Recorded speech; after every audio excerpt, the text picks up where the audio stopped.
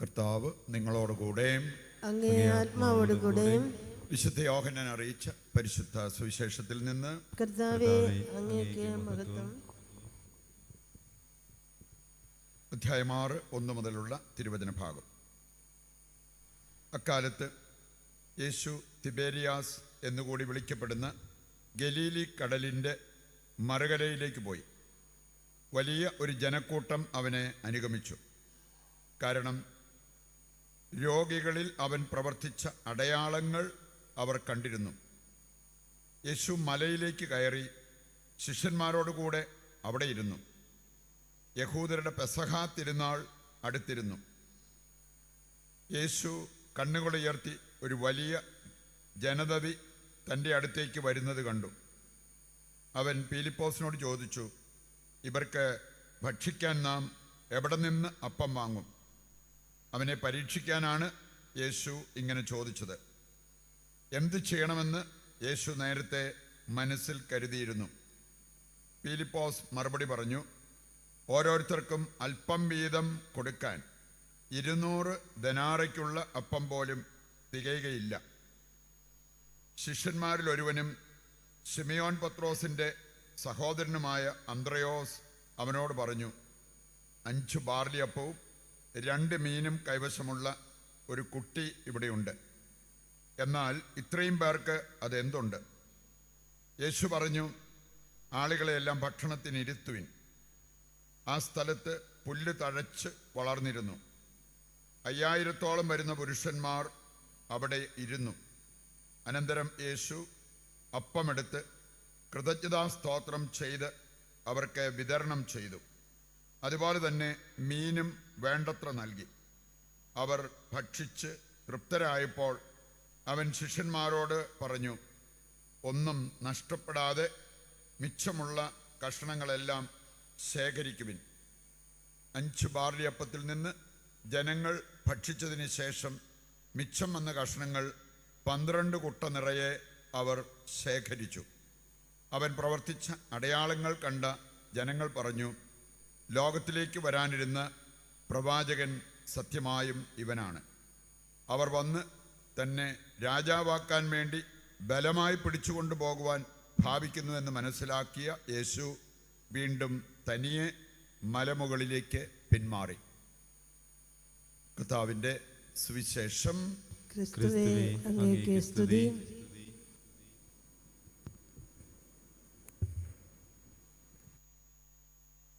ഈശോയിൽ പ്രിയപ്പെട്ടവരെ,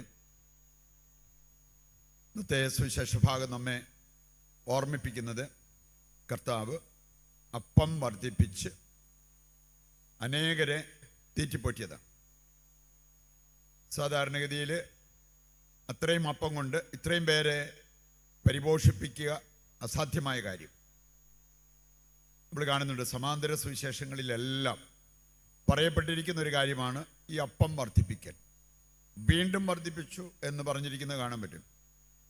മത്തായിയുടെ സുവിശേഷം 14-ാം അധ്യായത്തിലുണ്ട്. മത്തായിയുടെ സുവിശേഷം 15-ാം അധ്യായത്തിലേക്ക് വരുമ്പോൾ വീണ്ടും അപ്പം വർദ്ധിപ്പിച്ചു എന്ന് പറഞ്ഞിരിക്കുന്നത് കാണാൻ പറ്റും. യോഹന്നാൻ്റെ സുവിശേഷത്തിലും ഈ കാര്യം പറഞ്ഞിരിക്കുന്നത് അതാണിപ്പോൾ നമ്മൾ വായിച്ചു കേട്ടത്. അപ്പം വർദ്ധിപ്പിക്കുന്ന ആ ഒരു രംഗം.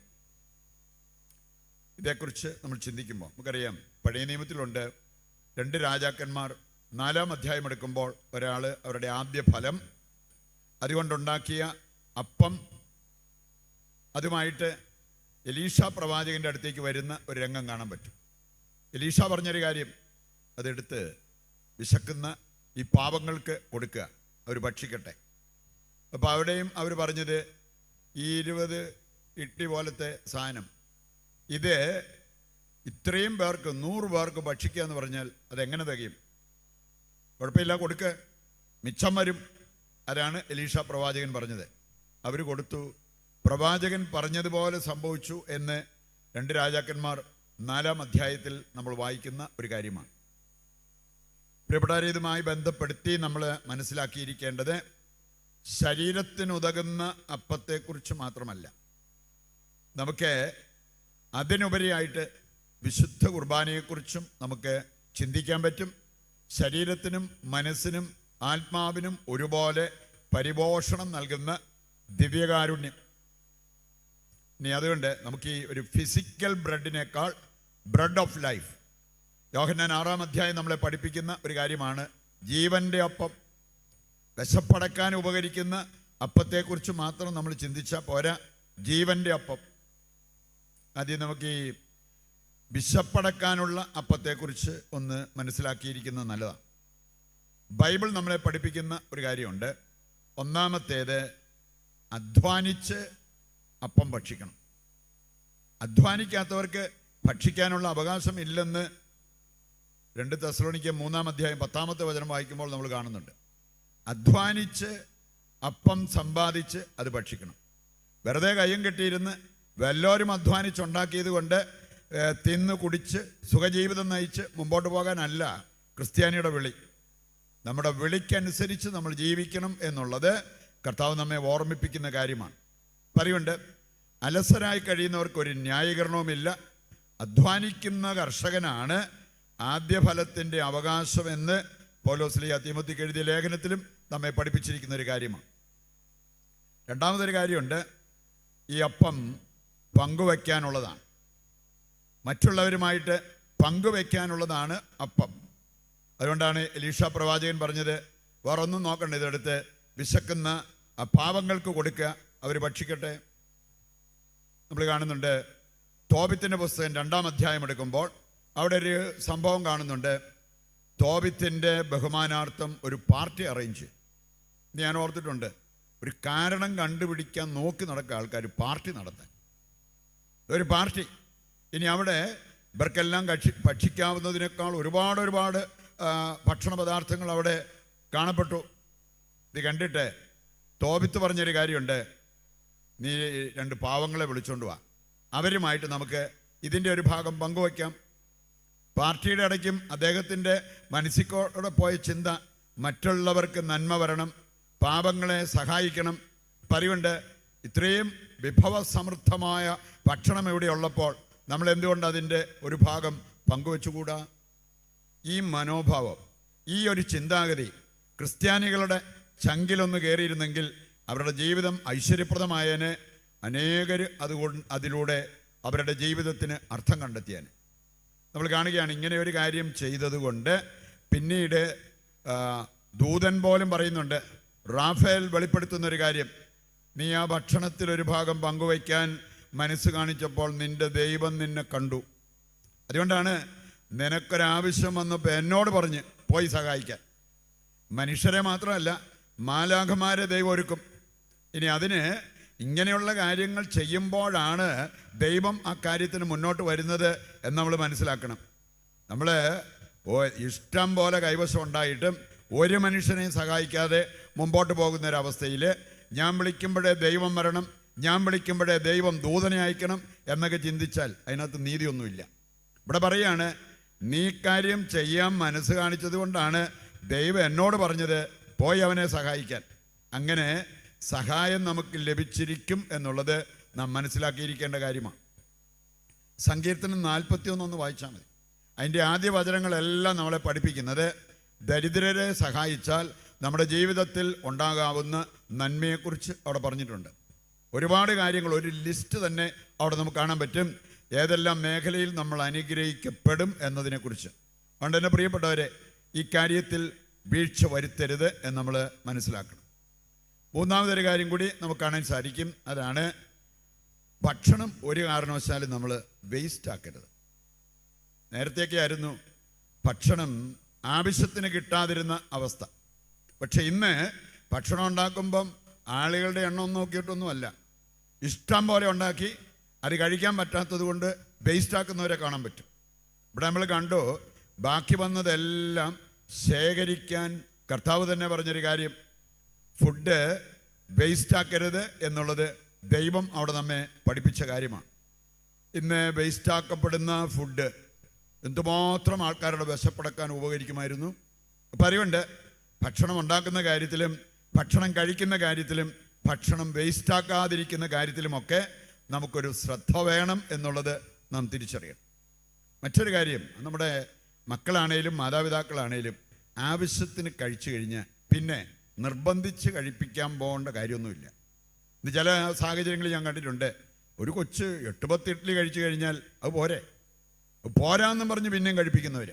പിന്നെ കൊതി പിടിച്ചു കഴിഞ്ഞെന്നാൽ ഫുഡ് കഴിക്കുന്നത് നിർത്താൻ പറ്റാത്ത ആൾക്കാരുണ്ട്, ബുദ്ധിമുട്ടുള്ളവർ. അത് ഒരു ഗ്ലട്ടണി, കൊതി നമ്മെ ബാധിച്ചിരിക്കുന്നതുകൊണ്ടാണ്. ആവശ്യത്തിന് നമ്മൾ ഭക്ഷണം കഴിക്കണം, ഡീസൻ്റായിട്ട് ഭക്ഷണം കഴിക്കണം. ഇതൊക്കെ ദൈവവചനം നമ്മെ പഠിപ്പിച്ചിരിക്കുന്ന കാര്യങ്ങളാണ്. പറയുണ്ട് മറ്റുള്ളവരെ നമ്മൾ ഓവറായിട്ട് ഭക്ഷണം കഴിക്കാനായിട്ട് നിർബന്ധിക്കേണ്ട ഒരു കാര്യമില്ല. ആവശ്യത്തിന് അവർ കഴിച്ചിട്ട് ബാക്കിയുണ്ടെങ്കിൽ വല്ല പാവങ്ങൾക്ക് കൊടുക്കുകയാണെങ്കിൽ നമ്മൾ കഴിച്ചത് ശരീരത്തിൽ പിടിക്കുകയും ചെയ്യും. മാത്രമല്ല നമുക്ക് ആത്മീയമായിട്ടുള്ള അനുഗ്രഹങ്ങൾ അതിലൂടെ പ്രാപിക്കാൻ പറ്റും. അത് ദൈവം നമ്മെ പഠിപ്പിച്ചിരിക്കുന്ന, വചനം നമ്മെ പഠിപ്പിക്കുന്ന ഒരു കാര്യമാണ്. വിശുദ്ധ ബാസിൽ അദ്ദേഹം പഠിപ്പിച്ച ഒരു കാര്യമുണ്ട്. നീ ആവശ്യത്തിന് കഴിച്ചിട്ട് ബാക്കി വരുന്ന ഫുഡ്, അല്ലെ നിന്റെ കൈവശമുള്ള ഫുഡ് വിശക്കുന്നവർക്ക് അർഹമാണ്. അതുകൊണ്ട് നമ്മൾ ഓവറായിട്ട് കഴിക്കുമ്പോഴത്തേക്കും വിശക്കുന്നവർക്ക് അർഹമായത് നഷ്ടപ്പെടും. നമ്മൾ എല്ലാം കൂടെ പൂഴ്ത്തിവെച്ചോ നടക്കുമ്പോൾ വിശക്കുന്നവർക്ക് അർഹമായത് നഷ്ടപ്പെടും. അവരവരുടെ വിശപ്പിൽ തന്നെ മുമ്പോട്ട് പോകേണ്ടി വരും. വിശുദ്ധ ബാസിൽ പറഞ്ഞിരിക്കുന്നത് അത് വലിയൊരു അപരാധമാണ്. നിന്റെ ആവശ്യം കഴിഞ്ഞ് ബാക്കി വരുന്ന ഭക്ഷണം വിശക്കുന്നവർക്ക് അവകാശമാണ്. നിന്റെ സമ്പത്ത് നിന്റെ ആവശ്യം കഴിഞ്ഞ് ബാക്കി വരുന്നത് ദരിദ്രർക്ക് അർഹമായതാണ്. അതുകൊണ്ട് നമ്മുടെ വലിയ മനസ്സുകൊണ്ട് ചെയ്യേണ്ട ഒരു കാര്യമല്ല, കടമയായിട്ട് ചെയ്യേണ്ട ഒരു കാര്യമാണ് പാവങ്ങളെ സഹായിക്കുക എന്നുള്ളത്. നീ ഉപയോഗിക്കാതെ നിന്റെ വീട്ടിൽ കൂട്ടിവെച്ചിരിക്കുന്ന ചെരുപ്പ് നിഷ്പാദകർക്ക് അർഹതയുണ്ട്. അവർക്ക് പറയുണ്ട് നമ്മുടെ സമ്പത്ത് പങ്കുവയ്ക്കാനുള്ള ഒരു കടമ നമുക്കുണ്ട് എന്നുള്ളത് ദൈവത്തിൻ്റെ വചനം നമ്മെ പഠിപ്പിക്കുന്നുണ്ട്. വിശുദ്ധർ നമ്മെ ഓർമ്മിപ്പിക്കുന്ന ഒരു കാര്യമാണ്. പ്രിയപ്പെട്ടവരെ, ഇന്ന് ദൈവം അത്ഭുതം പ്രവർത്തിച്ചതിനെക്കുറിച്ചാണ് നമ്മൾ കണ്ടത്. സാധാരണ സാധ്യമല്ലാത്തൊരു കാര്യം യേശു സാധ്യമാക്കി. അപ്പം വർദ്ധിപ്പിച്ച് അവൻ അനേകർക്ക് ഭക്ഷണം കൊടുത്തു. അതിന് നമ്മൾ കാണുന്നുണ്ട്, നിങ്ങളുടെ കൈവശം എത്രയുണ്ട് അത് കൊണ്ടുവരാൻ പറഞ്ഞു. അപ്പോഴാണ് അവർക്ക് ഒരു ബാലനെ കിട്ടിയത്. അവൻ്റെ ഒരു ബ്രേക്ക്ഫാസ്റ്റ് അവൻ്റെ കയ്യിലുണ്ടായിരുന്നു. അതിന് അത് കൊണ്ടുവന്ന് കഴിഞ്ഞപ്പോഴേ, അങ്ങനെ ഉണ്ടെന്ന് പറഞ്ഞപ്പോഴേ കർത്താവ് പറഞ്ഞു, ഓക്കെ, എല്ലാവരെയും ഇരുത്ത്, നമുക്ക് അവർക്ക് ഭക്ഷണം കൊടുക്കാം. ഇവർ വണ്ടറടിച്ച് കാണും, ഇതുകൊണ്ട് ഒരാൾക്ക് തികയത്തില്ല. അപ്പോൾ പിന്നെ എല്ലാവരെയും ഇരുത്തിയിട്ട് കർത്താവ് അവിടെ ആ അപ്പം വർദ്ധിപ്പിച്ച് എല്ലാവർക്കും കൊടുത്ത് അവസാനം മിച്ചം വരുന്നതിനെക്കുറിച്ചാണ് നമ്മൾ ഇന്ന് സുവിശേഷ ഭാഗത്ത് വായിച്ചു കേട്ടത്. പ്രിയപ്പെട്ടവരെ, ഇങ്ങനെ ഒരു അത്ഭുതം നടന്നതിൻ്റെ പിന്നിലൊരു കാര്യമുണ്ട്.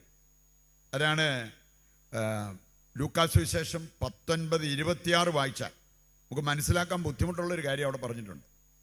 ഉള്ളവന് കൂടുതൽ നൽകപ്പെടും, ഇല്ലാത്തവനിൽ നിന്നും ഉള്ളത് കൂടി എടുക്കപ്പെടും. നമ്മൾ സാധാരണ പറയാറുള്ളത് ഇല്ലാത്തവന് കൊടുക്കണം, ഉള്ളവനെന്തിനാ പിന്നെ കൊണ്ട് കൊടുക്കണേ. പക്ഷേ ഇതിൻ്റെ സന്ദേശം എന്താണെന്ന് ചോദിച്ചാൽ, നമുക്കുള്ളതിൽ നിന്ന് ഒരംശമെങ്കിലും കൊടുക്കാൻ നമ്മൾ തയ്യാറാകുമ്പോൾ അവിടെയാണ് ദൈവം അത്ഭുതം പ്രവർത്തിക്കുക. അങ്ങനെ അല്പമേ ഉള്ളെങ്കിലും അതിൽ നിന്നൊരല്പം കൊടുക്കാൻ മനസ്സ് കാണിക്കുന്നവരുടെ ജീവിതത്തിൽ അത്ഭുതം നടക്കും. അതാണ് അതിൻ്റെ സന്ദേശം. പറയുകൊണ്ട് ഇവിടെ എമൗണ്ട് നോക്കിയിട്ടല്ല നമ്മൾ കൊടുക്കേണ്ടത്, ഇതിന് ഒരു ബാധ്യത നമുക്കുണ്ട്. അതാണ് തോബിത്തിൻ്റെ പുസ്തകം 4-ാം അധ്യായത്തിൻ്റെ 8 മുതൽ വായിക്കുമ്പോൾ നമ്മൾ കാണുക. അവിടെ പറഞ്ഞിരിക്കുന്നത്, ഏറെ ലഭിച്ചവർക്ക് അതനുസരിച്ച് കൊടുക്കാനുള്ളൊരു ബാധ്യതയുണ്ട്. ഇനി അല്പമേ ഉള്ളോ, അതിൽ നിന്ന് അല്പമെങ്കിലും കൊടുക്കുക, അതിന് ആനുപാതികമായിട്ട് കൊടുക്കുക. അപ്പോൾ ദൈവത്തിൻ്റെ അനുഗ്രഹം നിന്റെ ജീവിതത്തിലേക്ക് വരും. അധ്യായം 21-ാമത്തെ വചനത്തിലേക്ക് വരുമ്പോൾ തോബിത്ത് പഠിപ്പിക്കുന്ന ഒരു കാര്യമുണ്ട്. മോനെ, നമുക്ക് ബാധ്യത വന്നതിൽ നീ വിഷമിക്കേണ്ട കാര്യമൊന്നുമില്ല. നന്മ ചെയ്ത് ദൈവത്തെ ആദരിച്ച് മുമ്പോട്ട് പോവുക. ഇഷ്ടം പോലെ സമ്പത്ത് ദൈവം നമുക്ക് തരും. അത് സംഭവിക്കുന്നതും ആ കുടുംബത്തിലേക്ക് നോക്കിയാൽ നമുക്ക് കാണാവുന്നൊരു കാര്യമാണ്.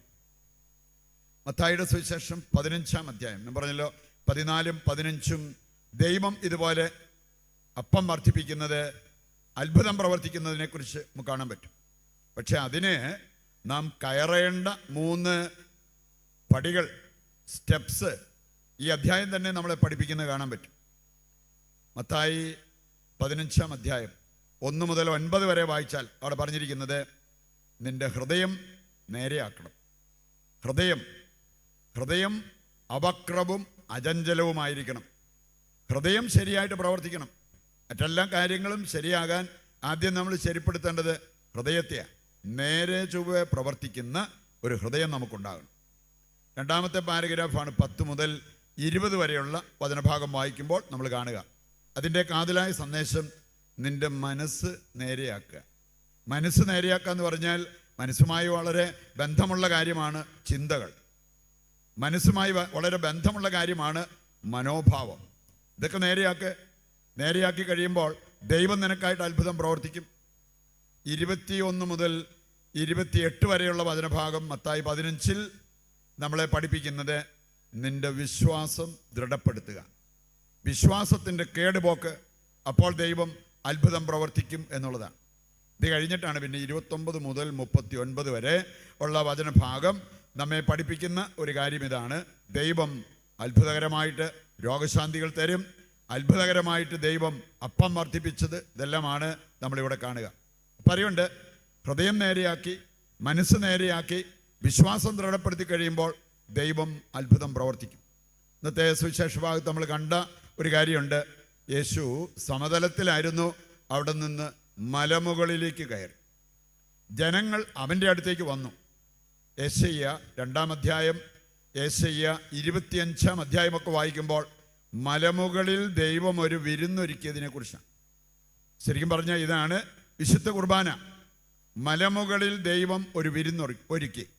യെശയ്യ 25:6 മുതൽ വായിക്കുമ്പോൾ അതിനെ വിഭവങ്ങളെക്കുറിച്ച് പറഞ്ഞിട്ടുണ്ട്. കൺവെൻഷനൊക്കെ നമ്മൾ കൊടുക്കും പോലെ റൊട്ടിയും വെള്ളമൊന്നും അല്ല, മേധസ്സുറ്റ മാംസം, അതുപോലെ തന്നെ വളരെ വിശിഷ്ടമായ ഭക്ഷണ പദാർത്ഥങ്ങൾ അവിടെ പറഞ്ഞിരിക്കുന്നത് കാണാൻ പറ്റും. എന്നിട്ട് പറയാണ്, ഇതിൽ പങ്കെടുക്കുന്നവരുടെ എല്ലാ കണ്ണുനീരും ഒപ്പപ്പെടും. അവരുടെ കണ്ണുനീര് കർത്താവ് ഒപ്പം, അവരുടെ എല്ലാ ജീവിത പ്രശ്നങ്ങളും കർത്താവ് പരിഹരിക്കും. പക്ഷെ അതിന് മല കയറണം, കർത്താവിൻ്റെ മല കയറണം. The mountain of the Lord. ഈ ഒരു മല കയറാൻ സാധിക്കുമ്പോഴാണ് നമുക്ക് ഈ വിരുന്നിൽ പങ്കെടുക്കാൻ പറ്റുക, നമ്മുടെ പ്രശ്നങ്ങൾക്ക് പരിഹാരമുണ്ടാകുക. സങ്കീർത്തനം 15 വചനങ്ങളേ ഉള്ളൂ. അത് പഠിപ്പിക്കുന്നുണ്ട് ആർക്കാണ് ഈ മല കയറാൻ പറ്റുക. അവിടെ കൃത്യമായിട്ട് പറഞ്ഞിരിക്കുന്നതാണ്, നമ്മൾ നിഷ്കളങ്കരായി ജീവിക്കണം, വിളിക്കനുസരിച്ച് ജീവിക്കണം. ഇന്നത്തെ 2-ാം വായനയിൽ നമ്മൾ കേട്ട ഒരു കെട്ട് കാര്യങ്ങളുണ്ട് ഒരു ക്രിസ്ത്യാനി എന്ന നിലയ്ക്ക് നമ്മുടെ ജീവിതത്തിൽ പ്രാവർത്തികമാക്കേണ്ടത്. ഒന്നാമത്തെ കാര്യം, നമുക്കൊരു ദൈവമേ ഉണ്ടാകാവൂ. പല ദൈവങ്ങളിൽ ഒരു ദൈവമായിട്ടല്ല നമ്മുടെ ദൈവത്തെ കാണുക. ചിലർ ഫാഷൻ പോലെയാണ്, ഞാൻ എല്ലാ മതത്തിലും വിശ്വസിക്കും, എല്ലായിടത്തും ഞാൻ പോകും. നമ്മൾ കാണുന്നുണ്ട് 1 രാജാക്കന്മാർ 18:21 വായിക്കുമ്പോൾ ഏലിയാ പ്രവാചകൻ ചോദിച്ചൊരു ചോദ്യമുണ്ട്, നീ എത്ര നാൾ 2 വള്ളത്തെ കാല് വെക്കും? അങ്ങനെ വെച്ച് കഴിഞ്ഞാൽ എന്താ സംഭവിക്കാവുന്നത് നമുക്കെല്ലാവർക്കും അറിയാവുന്നതാണ്. പറയുണ്ട് ഏകദൈവം, ആ ദൈവത്തിലുള്ള നിൻ്റെ വിശ്വാസം വളരെ പ്രധാനപ്പെട്ടതാണ്. മറ്റൊന്ന്, നമുക്ക് നമ്മുടെ ഇടയിൽ ഒരൈക്യമുണ്ടാകണം.